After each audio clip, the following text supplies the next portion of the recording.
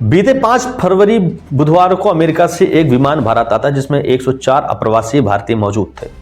जब ये भारतीय भारत की धरती पर अपना कदम रखते हैं तो उनकी कंडीशन देख करके ऐसा लगता है कि अमेरिका ने अमानवीय व्यवहार किया है और अमेरिका ने इनको इलीगल एलियंस तक बोल दिया। तमाम लोग नाराज हैं, तमाम लोग सवाल उठाने लग गए हैं, तमाम राजनीतिक बयानबाजी होने लग गई कि अमेरिका और भारत के बीच यानी कि ट्रंप और मोदी के बीच रिश्ते उतने अच्छे नहीं रहे हैं, इसलिए अमेरिका ने इतना अमानवीय भारतीयों के साथ व्यवहार किया है। और जब इन भारतीयों से पूछा गया कि आपके अंदर कंडीशन क्या थी तो बोले कि 40 घंटे का सफर था, पैरों में बेड़ियां थी, हाथों में हथकड़ी थी, पूरे 104 लोगों में से सिर्फ एक ही वॉशरूम था, किसी को वॉशरूम जाना होता था तो अमेरिकी सैनिक उनको धक्का मार करके अंदर कर देते थे। खाना भी खाना होता था तो हाथ में हथकड़ी होती थी, उसमें में ब्रेड और बिस्किट वगैरह हम लोग खा करके 40 घंटा बिता करके यहां पर आए हैं। तो सवाल तो उठना लाजमी था। लेकिन अब आपको हम बता दें कि जिस कंडीशन में अमेरिका से भारत आए वो भले अमानवीय रहा हो, लेकिन जिस कंडीशन में ये लोग अमेरिका तक पहुंचे हैं वो मंजर और ज्यादा खतरनाक और डरावना भयावह था। क्योंकि 100 में से 70 लोग तो रास्ते में खत्म हो जाते हैं। कभी प्रकृति की मार झेलनी पड़ती है, कभी बीमारियों की मार झेलनी पड़ती है, तो कभी उस रास्ते में लुटेरों द्वारा लूट लिया जाता है, महिलाएं होती तो उनका बलात्कार कर दिया जाता है, तरीके से अमानवीय व्यवहार होता है। उसके बाद ये जैसे तैसे करके अमेरिका में डंकी मार करके कभी बॉर्डर के नीचे से, कभी कहीं तरीके से, गलत तरीके से बिना पेपर के अमेरिका घुसते हैं, तो वो भी कुछ सही तरीका नहीं है। क्योंकि ये लोग अमेरिका जाना चाहते हैं, क्यों? क्योंकि उनको पैसा कमाना है। भारत में इनको पैसा शायद नहीं कमा पा रहे हैं, और अलग बात है, सबको पैसा कमाना होता है, और उस पैसे कमाने की लालच में ये लोग अमेरिका जाना चाहते हैं। और अमेरिका जाने के लिए जब इनको वीजा लेना होता है तो इनको इतना आसानी से ना ही टूरिस्ट वीजा मिलता है, ना ही इनको वर्क वीजा मिलता है, लेकिन अमेरिका तो पहुंचना है। तो ये झांसे में आते हैं ट्रेवल एजेंसियों और एजेंटों रूपी मानव तस्करों के हाथ में, और फिर इनको झांसे में देते हैं। 40 से 50 लाख रुपए, 70 लाख रुपए खर्चे होते हैं और इनको अमेरिका के लिए रवाना किया जाता है। लेकिन डायरेक्ट ये लोग अमेरिका नहीं जाते हैं, ये इंडिया से किसी दूसरे कंट्री में टूरिस्ट वीजा के थ्रू जाते हैं। यानी कि भारत से जब ये निकलते हैं तो इनके पास पेपर होता है, लेकिन अमेरिका के लिए पेपर नहीं होता है, उस टूरिस्ट कंट्री के लिए पेपर होता है। जैसे लैटिन अमेरिका के कुछ देश हो गए, ब्राजील, मैक्सिको, पनामा, इक्वाडोर, एक ये रूट हो गया, यहां के लिए टूरिस्ट वीजा होता है। या फिर ब्रिटेन, यूरोप वाले एरिया के लिए, जैसे खासकर लंदन सबसे ज्यादा फेमस इस चीज के लिए कि लंदन के लिए इनके पास टूरिस्ट वीजा होता है, तो वहां तक तो ये लोग वीजा और पेपर के थ्रू जाते हैं। लेकिन फिर वहां से जब ये अमेरिका जाते हैं तो इनको डंकी रूट लेना पड़ता, क्योंकि फिर वहां से अमेरिका तक के लिए इनके पास कोई कागजात नहीं होता। इनको पनामा, ब्राजील जैसे खतरनाक जंगलों से गुजरना पड़ता है। यहाँ पर नहरें हैं, नदी है, पहाड़ है, जहरीले जानवर हैं, वहां पर माफिया हैं, लुटेरे हैं, सिक्योरिटी फोर्सेस हैं। बहुत से लोगों को गोली मार दिया जाता है रास्ते में अगर पकड़ लिया गया, लुटेरे द्वारा लूट लिया जाता है, महिलाओं का बलात्कार कर लिया जाता है।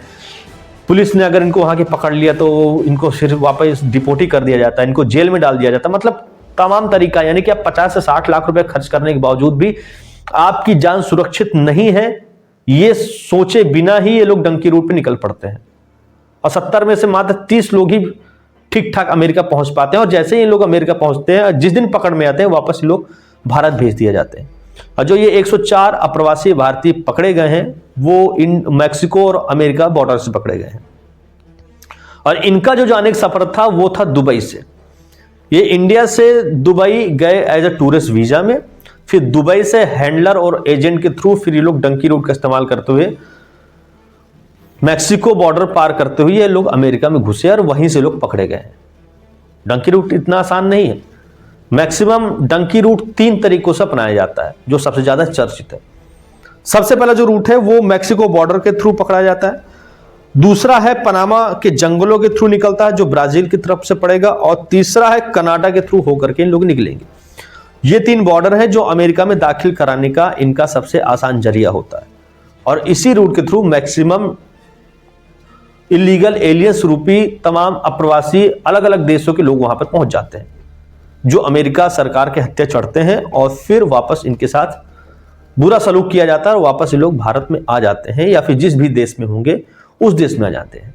हाल ही में एक आपको याद होगा कि फ्रांस किस्सा था, याद नहीं है मुझको डेट, फ्रांस ने ये कार्रवाई की थी। फ्रांस ने दुबई से निकारागुआ जा रही एक चार्टर्ड प्लेन को पकड़ लिया था जिसमें 303 भारतीय थे, और उसे मानव तस्करी की शक में एयरपोर्ट पर ही रोक दिया गया था। फिर यात्रियों को वापस भारत भेज दिया गया था क्योंकि उनके पास पेपर ही नहीं था। तो ये जो लोग हैं बिना सोचे समझे, बिना अंजाम को जाने, बिना तरीके को समझे अमेरिका में सिर्फ और सिर्फ पैसे कमाने की होड़ में निकल पड़ते हैं। और फिर रास्ते में इनके साथ जो मंजर होता है अमेरिका पहुंचने से पहले, वो अमेरिका से वापस आने से कहीं ज्यादा डरावना और खतरनाक तरीका है।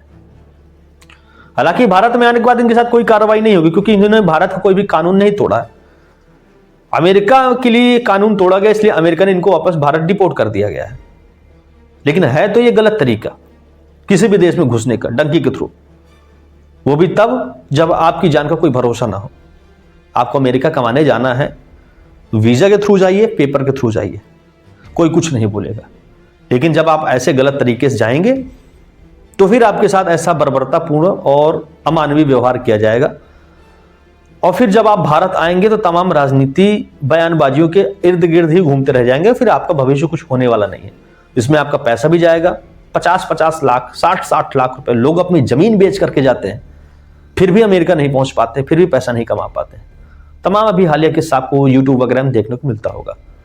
तो ये है इतना खतरनाक डंकी रूट जिसके झांसे में आकर के ये अप्रवासी वहां पहुंचते हैं और फिर वापस भारत धकेल दिए जाते हैं। खैर, बाकी की चर्चा हम आगे करते रहेंगे। लेकिन यह था पूरा का पूरा मामला कि डंकी रूट कैसा होता है और फिर इनके साथ कैसा व्यवहार होता है। फिलहाल इस वीडियो में इतना ही, दीजिए इजाजत। मिलते हैं अगली वीडियो में, तब तक के लिए जय हिंद, नमस्कार।